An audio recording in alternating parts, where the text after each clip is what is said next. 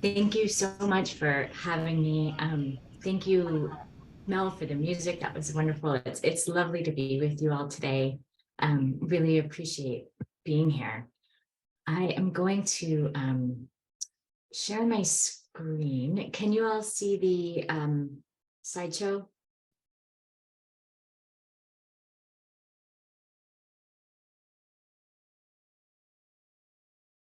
Eh, let's see. Yes. Okay, great. Thank you, Frank. Um, so thank you for the kind introduction and for having me today. It's an honor to be here. My name's Allison Briceno. I grew up in Mineola, right across the old country road there. I've been living in California basically since 2000. So been enjoying the weather out here. Here we go. So I wanted to start with a quote to just kind of get you thinking about where we're going. So we read books to find out who we are, what other people, real or imaginary, do and think and feel is an essential guide to our understanding of what we ourselves are and may become. So take just a few seconds and consider, what does this quote mean to you, and what does it mean related to your experience with reading?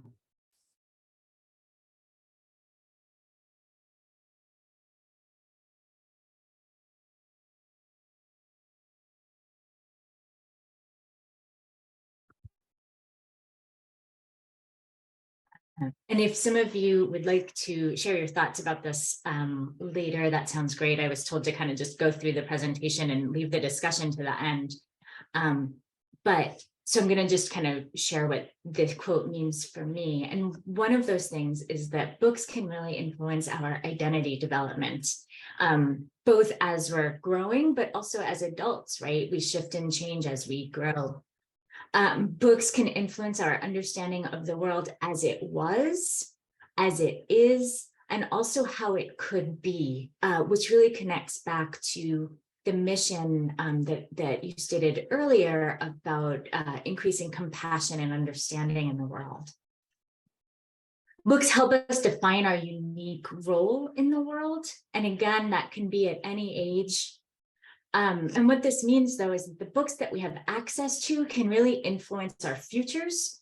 And I want you to think of that as we progress today in terms of the book banning that's going on really across the country today, and also book banning that's happened historically, and the influence and the results that that has had. So the books we have access to can really influence our futures. So what kind of reader are you? Again, right? As we grow, we always self-reflect on the things that who we are and where we want to be. So which of these statements apply to you? Who are you as a reader? And multiple statements can apply to you. And on some days, maybe a few apply, and on other days, maybe others apply. So first is, I don't read. And I always have students who come into my class and tell me that. Many of them change their minds after. The second one is, I skim Facebook and other social media, mostly on my phone or iPad. The third is, I read for facts, mostly news from sources that reflect my opinions, because we no longer have news anymore. We have opinions walking around as news. Fourth is, I am confident that in determining fake news from reality. I know how to do that. I'm good at that. The fifth is, I have an opinion before I read something, and I don't change my mind. The sixth is, I read with an open mind. Sometimes my opinions evolve. The next one is, I read mostly nonfiction books. And then contrary to that, I read mostly fiction books. And finally, I read books by diverse authors on a wide range of topics. So think about what kind of reader you currently are, what kind of reader maybe you would like to be, and are there things that you might want to change about the way that you're reading in order to shift that a little bit? And maybe not, but it's always a good question. So what we used to consider diversity is really different than diversity today. And so what and how we read kind of influences what we know about the world around us, but the world is changing so quickly. Our society is now diverse in ways that likely weren't part of the mainstream just a decade ago, including race, BIPOC, which stands for Black, Indigenous people and other people of color, immigration and refugee status. We've got schools all over the country that are dealing with new Ukrainian refugees and refugees from other parts of the world, different cultures, home languages, religions. Neurodiversity has become an increasingly big topic. Physical differences, LGBTQ and transgender, socioeconomic status. There's now, you're not just Christian anymore, right? There's you're intense Christian, or you're kind of old school Christian, or you're new, right? So there's a really wide range, not just of religions, but of there's a spectrum within religions. And it's just the diversity that we have is increasing so quickly that if we aren't intentional about keeping up, we can very easily get left behind. And when we get left behind, there's a lack of understanding. And when there's a lack of understanding, there can be a lack of compassion. So texts should represent a wide range of diversity when we're talking about giving kids in particular access to books. So one way that Rudine Sims Bishops thought of that, and you may have heard of this, is mirrors, windows, and sliding glass doors. So mirrors are books that reflect your life back to you, right? So for some of you, that might be the Hardy Boys, the Nancy Drew series, that kind of thing. Windows let you look into a different world, right? So I have read lots of books about Tudor England, right? Historical fiction. And so those give me a glimpse into that world. And then sliding glass door books, where you really, really kind of get to enter a whole new world. And so for a lot of folks, the Harry Potter books really did that. Like they allowed people to enter this magical world. And so, but all of these books are important, and they're not always predictable. The way that you're going to react to a book is not always predictable, which is why we really need a wide range of books. So you can see here, this is a beautiful new book that I just read. The author is local to here in California. It's called What the Fireflies Knew. And I'm just going to read you this one page. It's about a Black family in Detroit. The narrator is a Black girl of around 10 years old. And it's an adorable story, but she's reading Anne of Green Gables, right? Which is so white, and it's so, it's old. You might not think that an urban Black child can connect to a book like that, but she says, I find the book between the seat cushions and open to the first page. This is going to be my third time reading this book about Anne, the Green Gables girl. I wonder what a gable is and why it's supposed to be green. I can't always understand the kind of words she's using because nobody I know talks all proper like that. But in some ways, Anne is just like me. So it's my best book. Besides, even if I don't always get her way of talking, I like the sound of her words, all big and eloquent. Ever since I picked it from my school's Lost and Found, I've been reading about Anne and even learning how to talk like her, right? And so what this child has access to in this book is really opening up a different experience for her than her home experience, and yet she still connects to the character in a very personal way. And that's the beautiful thing about books, is that we each find our own way in, even if it's not necessarily what you might expect. Did someone want to jump in? Okay. So why is this important, right? And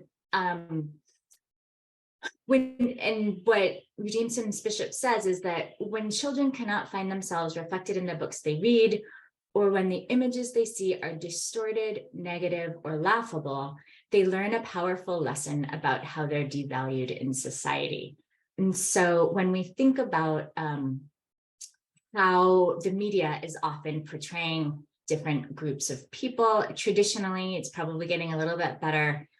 We can really see that there can be a negative impact, and that books can counter that negative impact, at least in a small way, if we give kids access to them. Because it's not only children of color that are getting this distorted view, it's all children, right? And then you have your white mainstream kids also growing up with these negative views of other people.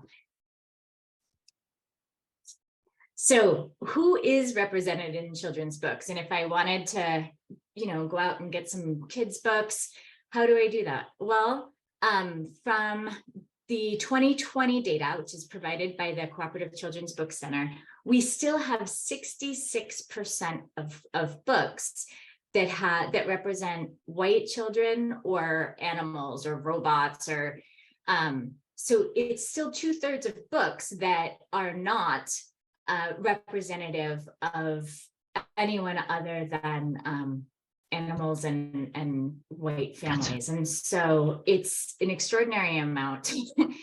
And you can see, 2% of books reflect Indigenous characters, less than 1% are Pacific Islander, and that's a huge population out this way, at least. I don't know where you are about that, but so there's a limited, and it's getting much better in the last couple of years, but even as 2020, there's a really limited number of books that represent the diversity that we have out there. And that's just racial diversity. There's a whole lot of other types of diversity, right? And so, but kids are, they're in school, they're learning about this stuff in school because it's in their curriculum. Well, this is a study that looked at a kindergarten through 8th grade curriculum called Wit and Wisdom. It's a very popular curriculum by one of the big publishing companies.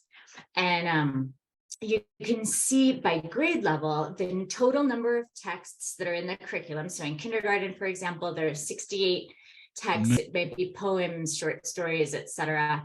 And in kindergarten, 8 of those 68, or 11%, were written by Black, Indigenous, or other people of color.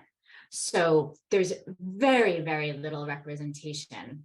Also in kindergarten, those same texts were actually authored by BIPOC, right? Whereas if you look at, all right, so there's already a lack of representation in children's curriculum, as well as in the books that just get published. And then books are also under attack with the book banning movement, right? So we've got over 2,500 instances of individual books being banned, affecting over 1,600 unique titles by almost 1,300 authors.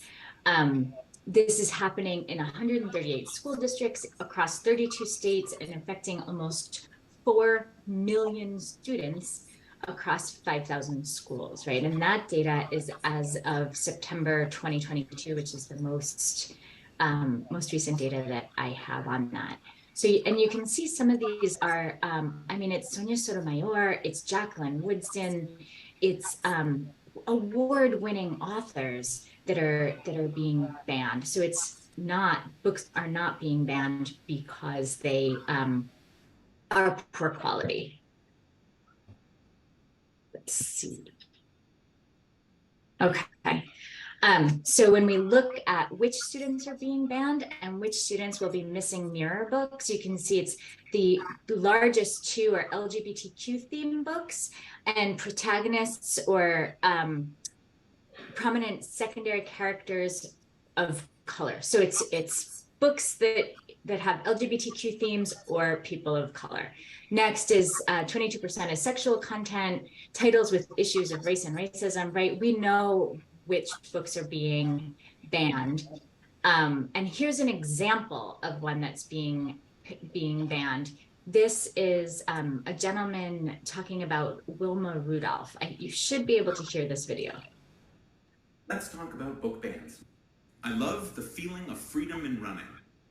That's a quote from Wilma Rudolph, a pioneering African-American sprinter who smashed world records and won gold at the 1960 Olympics. But this book, this children's book, spent a month in back rooms in one Florida school district after one person complained about it. Students weren't even allowed to see this book. What was it that was objected to about this book, about her life growing up in the United States and becoming a pioneering role model? Well, it was this page about racial segregation in America. A page about a time in American history when African Americans had to drink from separate water fountains or sit on the back of the bus. Why are you trying to hide this history? Why would you ban this book?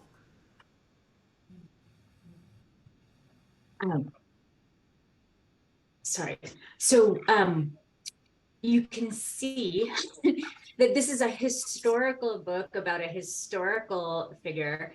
It's a Black athlete.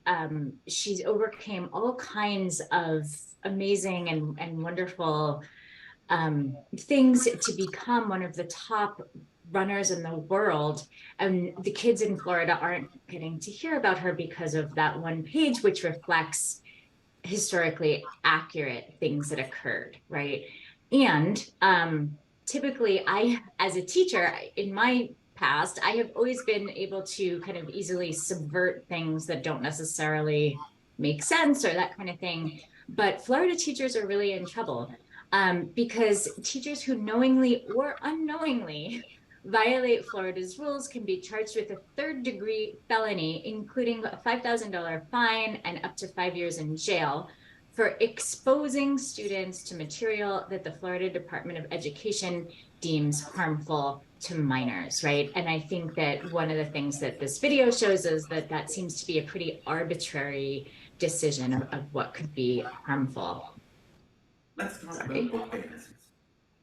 Let's talk about books. All right, so whose books are being banned? We know exactly whose books are being banned. It's LGBTQ and people from communities of color. Here you have from left to right, Jason Reynolds, Tiffany Jackson, Jewel Carter, Jerry Kraft. And this is from a CNN article from June 4th, 2022. So there's, my book might not get banned, right? As a white woman. And we know what happens historically when books get banned.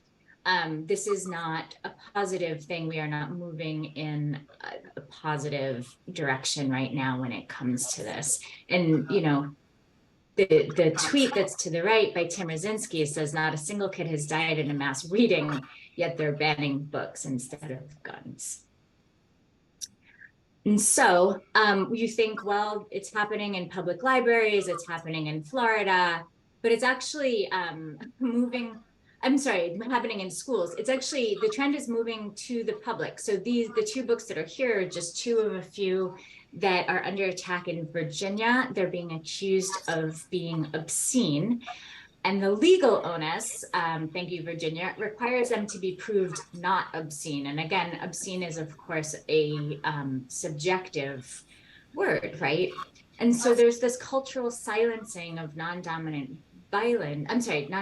voices that is occurring across the country. And for the sake of time, I'm not gonna show that video. So we know there's a cultural silencing that's happening across multiple fronts. And I think many of us think it's not happening in our community, it's not happening to us. But when we look at some of the things that are going on, right, today I'm talking about book banning, but there's also this kind of phonics only movement that's happening in schools where kids are getting an hour a day of phonics. And when they're getting that, they're not getting anything else in that time. They're getting anti-critical race theory. There's, you know, anything that's happening in Florida or Texas. So there's a lot of different movements that are coming together for this cultural silencing, and it's not only in schools. And so one of the things that we need to think about is what do we do, right? So this quote, I love this quote from Freire: washing one's hands of the conflict between the powerful and the powerless means to side with the powerful. You're not being neutral. There is no neutral in this type of society that we're in right now. So we start with the self because that's the easiest place to start, and it's the most useful place to start, really. So what's my culture and how is it different from my colleagues, my neighbors, my friends, the other people in the room or here on Zoom land? What are my biases and assumptions? How and when do they evidence themselves? And how can I start to overcome them? What can I start to do? Right? Our culture it's like the water that surrounds a fish. A fish doesn't know it's water, just like we don't think about the air we breathe. We live our culture, and so we don't notice it until it conflicts with the mainstream. And for many of us, maybe it hasn't conflicted with the mainstream.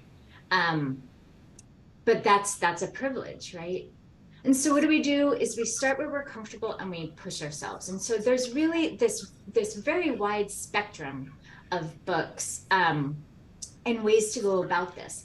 So you can start with just representation. So the book that's there under representation is King for a Day. It's a beautiful children's book. The main character is a Pakistani boy who is in a wheelchair.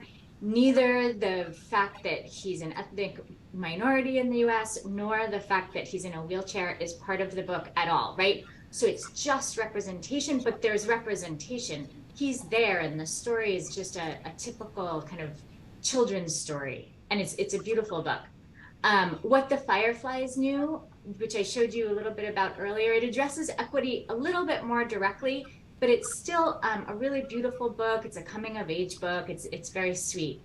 And then where you're comfortable, right, you can move to more of the advocacy and activism category. And so there's just two examples there. Abolitionist Teaching is the one on the right by Bettina Love. You might have heard of her because she's written a few books like this, The Hate You Give. But for different topics, you're going to be on different places, or people are going to be on different places in the spectrum. So think about where you are for certain topics, what you're more or less comfortable with. This is just, it's a kind of made up person that's here, and this made up person is much more comfortable talking about advocacy related to immigration and refugee status, multilingualism, but they're much less comfortable with transgender, right? Maybe it conflicts with their religious values that they were brought up with. And so we need to kind of make these decisions for ourselves and go from there. And so what are some of the action steps that we can do, right? And the first one is really doing the internal work, but it's hard, right? And so we have to be kind to ourselves, but we also have to push ourselves. And this is easier to do when you have people to do it with, and when you have different people to do it with. So you're not always relying on the same group, you're not always getting the same perspectives, but you're out there talking to other people. And part of that is being a lifelong learner. You could choose to join or create a book club to just do a little bit more reading about this type of thing, either directly or indirectly, just through the types of books that you read. You could get involved at your local library. And I really want to promote getting involved with local schools and school boards. Schools are in a really tough spot right now. And writing op-eds for local, state, national organizations and outlets, and maybe not always the ones that reflect your opinion, but maybe consider different types of outlets that where people reading it might have different opinions. Because books are a form of political action, their knowledge, their reflection, and they can change your mind. And that's, I think, we all want to be in a place where we're willing to change our minds. And so I have some key organizations here for you, including PEN America, which is really wonderful, the American Library Association. And the American Library Association has a Unite Against book banning campaign, and you can see the link is up at the top there. It's HTTPS uniteagainstbookbans.org. And if you put a hashtag in the toolkit, you get to a toolkit that has social media, it has talking points for school boards, it has talking points for community organizations and that kind of thing. And then We Need Diverse Books is just another great organization, and there might be things that are more local. You mentioned taking some kids to a local bookstore. That's a great way to do it. Independent bookstores, as you know, have been struggling for years. And I just wanted to kind of bring this home for you in case you think it's happening in Florida and Texas and it's not happening by you. This is an author from Suffolk County and this is a tweet that he posted. He says, if you're in Suffolk County and support my books, teachers, trans kids, and LGBTQ people, you can turn out to M4L protests tomorrow when they're trying to burn a teacher at the stake for reading one of my books. So he thinks there's a counter protest. And this is a celebrated author. You can see he won the Newbery Honor, Stonewall Award twice, National Book Award, right? This isn't just a troublemaker. This is a really celebrated author. And so I wanted to just close with this quote, which is, again, Toni Morrison, because I love her. If you have some power, then your job is to empower somebody else. And that's really what it comes down to. And so I want to thank you. And I have some possible discussion questions, totally optional. I'm open for any type of Q&A or anything else, but some possible discussion questions for you all is, what was the first book you saw yourself in? And why is that important or relevant, or what was that experience like? As an adult, how do you personally continue learning and growing? And what might you do to ensure the right to free speech and stop or limit or reduce book banning? So thank you.